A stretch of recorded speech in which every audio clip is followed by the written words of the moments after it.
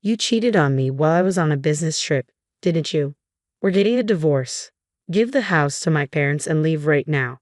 Jackson's voice boomed through the phone, a storm of accusation and anger. But I wasn't taken aback. I knew he was grasping at straws, trying to find a reason to blame me for his own failings. I already sold it, I replied coolly, feeling his emotions teeter on the other end.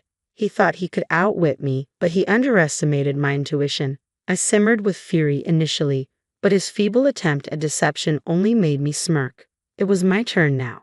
This is the tale of how my deceitful husband tried to manipulate me and how I outmaneuvered him.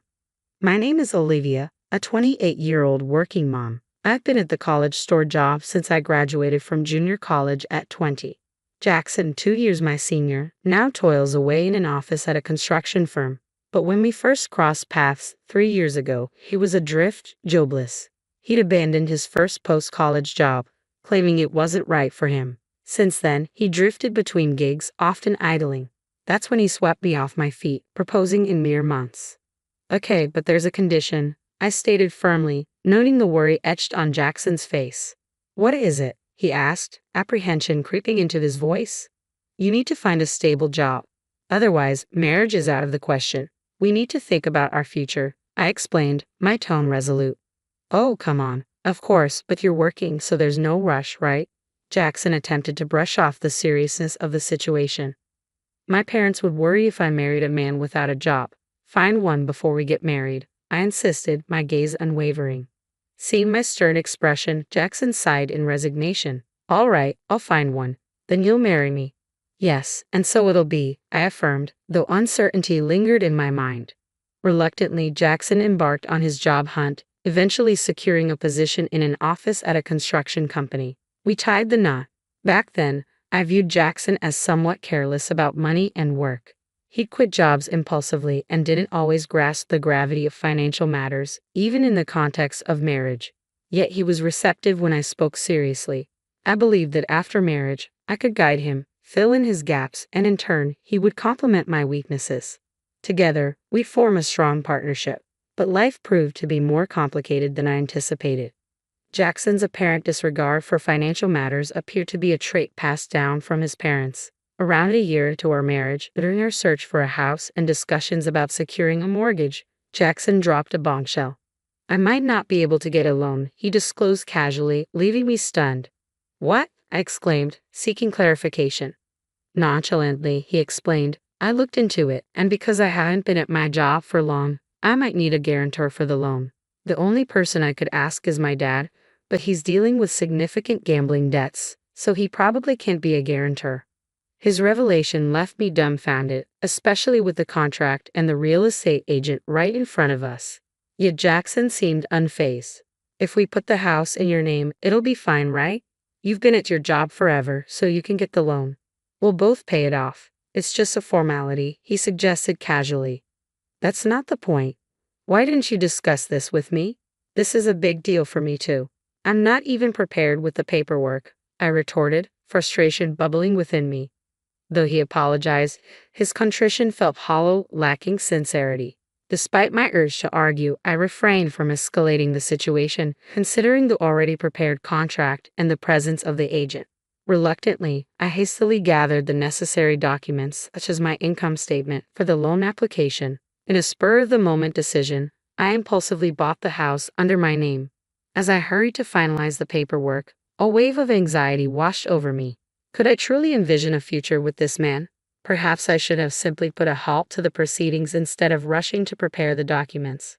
Adding to my mounting anxiety was the looming issue with my in-laws. The other day, I had a talk with Dad. Jackson began one evening. He mentioned that he might lose the house due to the debts I mentioned earlier. He's considering moving in with us. That's all right, isn't it? What? Why would you even consider that? I responded sharply, hoping to convey the seriousness of the situation, but Jackson seemed unfazed. Well, he's in a tough spot. My brother is single, but he's working overseas. I'm Dad's only option. Shouldn't we discuss this properly? Maybe he can stay with us temporarily until he finds another place, but committing to having him live with us permanently is a major decision, Jackson reasoned, his expression troubled. You're just trying to avoid the issue. If he stays, we can split the living expenses. You're always complaining about money, he countered. You mean the money you never contribute? You promised we'd split the mortgage, but it's only coming out of my paycheck. You haven't paid your share. In marriage, finances are shared. It's not just your money, it's ours. It's only deducted from your account because the house is in your name. Stop being so self-centered, I admonished, frustration simmering beneath my words. My frustration boiled over, and I raised my voice, demanding answers. Jackson's response was simply, I hate talking about money, before abruptly leaving the room. These clashes became all too common, with Jackson consistently brushing off my concerns and retreating, leaving issues unresolved. Yet despite his aversion to discussing finances, Jackson wasn't entirely idle when it came to his family's predicaments. His role in construction site administration brought him into frequent contact with real estate contracts, leading him to consult a specific agency about the potential sale of his family home and the steps involved in securing the best deal. I've been considering selling the house for a good price, but I'm unsure about the process. What steps should I take if I decide to sell down the line? This topic was a recurring theme in our conversations. It was somewhat reassuring to know that I wasn't alone in contemplating these matters. However, the persistent notion of his family living with us post-sale always lingered in the back of my mind, causing unease. Jackson started holding meetings with real estate agencies and my parents-in-law behind my back, and his weekends away from home became more frequent. Eventually, he had to embark on a business trip that would keep him away for several months. The project required him to stay near the construction site until its completion. At the time, I didn't realize it, but the power struggle between us had already commenced. A few days after Jackson's departure, I decided to treat myself to tea after a shopping trip. As I entered the cafe, I was greeted by a familiar face. Recollecting past encounters, I recognized him as someone Jackson had once brought home. He worked at a real estate company, and Jackson had mentioned him as Samuel, a young employee who was relatively new to the company with less than a year under his belt. Oh, hello. You've been to our house before, right? I greeted him with a hint of recognition. Yes, I apologize for dropping by unannounced and even staying for a meal. My apologies, Samuel replied sheepishly. No worries. I should have been more hospitable, I assured him, gesturing for us to sit down and have tea together. Samuel proved to be very friendly and surprisingly sensible, especially considering his youth. We engaged in pleasant conversation over tea before parting ways. At that moment, I could have fathomed what would follow. Little did I know, this seemingly innocuous encounter would later be twisted into an accusation of infidelity. It happened when Jackson confronted me. You cheated on me while I was away, didn't you? We're getting a divorce. Give the house to my parents and leave now. His words hit me like a bolt of lightning. The first thought that crossed my mind was disbelief. Could it be true? Had Jackson spread rumors about me cheating, all to justify a divorce? The shocking revelation came from an unexpected source. Samuel, the very man Jackson falsely accused me of having an affair with. The day after our tea, Samuel showed up at my doorstep unannounced. I apologized for the sudden visit. About yesterday, Jackson asked me to get close to you, he confessed, his words catching me off guard. Shocked and confused, I invited him inside and listened intently as he unraveled his tale. Jackson had orchestrated a deceitful plan to frame me for cheating in order to expedite a divorce. He had enlisted Samuel to manufacture evidence against me. There were two underlying motives behind Jackson's scheme. Firstly, he coveted our house and sought to wrest it from my possession. Concerned about his parents' property, he believed it would be simpler to reside there with them. However, my objection to the arrangement thwarted his plan, leading him to concoct a scheme to evict me and claim the house for himself. Secondly, Jackson was engaged in an extramarital affair. Under the guise of discussing matters with my parents-in-law, he spent weekends with his mistress. Consumed by his infatuation, he viewed me, his wife, as an impediment to his happiness. By framing me for infidelity, he aimed to secure financial compensation in the divorce settlement. I always underestimated Jackson's intelligence, but he certainly proved to be cunning in the worst ways. Despicable, I muttered under my breath, my disdain evident. Samuel offered his apologies, but I had no intention of aiding Jackson in his deceitful scheme. I refused to be manipulated for such nefarious purposes. Thus, I feigned cooperation while secretly plotting to outmaneuver him. Taking advantage of Samuel's real estate expertise, I listened as he provided various suggestions. Eventually, he proposed a bold idea. You should sell the house while Jackson is away on his trip. When I finally uttered the words, I sold it, Jackson's reaction was a mixture of confusion and disbelief. What? He managed to sputter, clearly at a loss for words. Seeing his stunned expression, I resolved to twist the knife further. I recounted everything I learned from Samuel, including the recordings he provided. You were attempting to fabricate evidence to make it appear as though I was having an affair with him. If we divorce now, I can pursue alimony and court proceedings, I explained calmly, watching Jackson's bewildered expression as he repeated, Why? Why? But I had another revelation to share. You might not have realized, but Samuel isn't just an ordinary employee. He's actually the son of the company's CEO. Jackson's shock was palpable. What? How could I have missed that? He exclaimed, his confusion deepening. It was clear he had underestimated the gravity of the situation. Do you not realize that Samuel shares the same last name as the CEO? How could you overlook that? I questioned, incredulous at his obliviousness. Well, Samuel's last name isn't exactly rare. Jackson attempted to defend himself weakly. Wait, are you serious? He added, his incredulity growing. No, I'm serious, I asserted firmly, noting the shock in Jackson's expression. Samuel's company held significant importance to Jackson as one of his key clients. Additionally, they had provided crucial assistance with his family home matters. If news of his deceit reached the company's boss, Jackson would undoubtedly find himself in serious trouble. As it turned out, Samuel had already reported the situation. Hey, come on. All right, I'll look into it. If you're lying, I'll find out soon enough, Jackson responded before abruptly ending the call. It didn't take long for him to realize the gravity of the situation and the irreversible damage he had caused. Subsequently, the real estate company owned by Samuel's father refused to engage in any business dealings with Jackson or offer him advice regarding his family home. With no other options, Jackson was forced to return to his family home after concluding his business trip. Meanwhile, since I had sold my house, Samuel had graciously introduced me to an affordable apartment, leaving me with no concerns.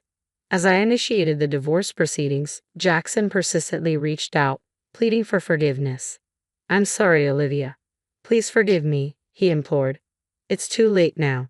You attempted to manipulate someone into trapping me. Why should I believe anything you say? I retorted, my resolve unyielding. Don't say that. Once we're divorced, you can marry that other woman, right? That's what you wanted, isn't it?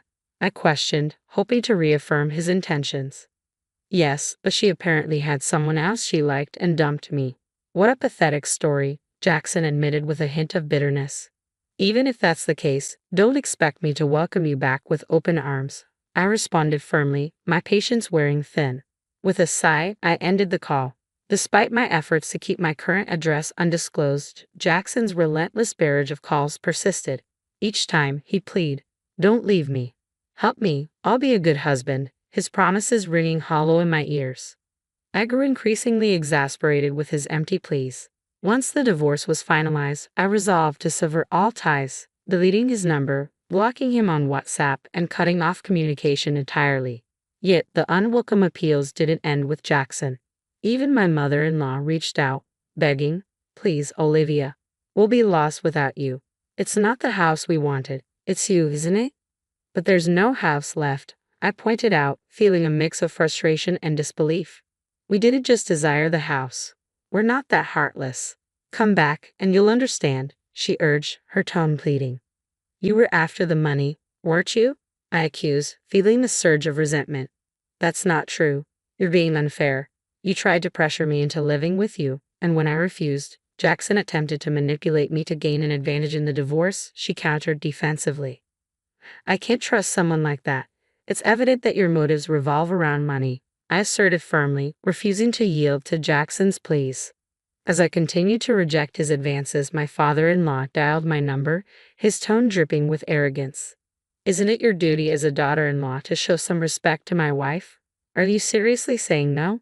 Isn't this all because of the debt you accumulated? He demanded, his voice growing increasingly strident. With each word, his accusations stung, and when I responded with equal resolve, his tone turned venomous. You heartless woman, abandoning your mother-in-law in her time of need and shifting blame onto her. I'll make you pay for your cruelty.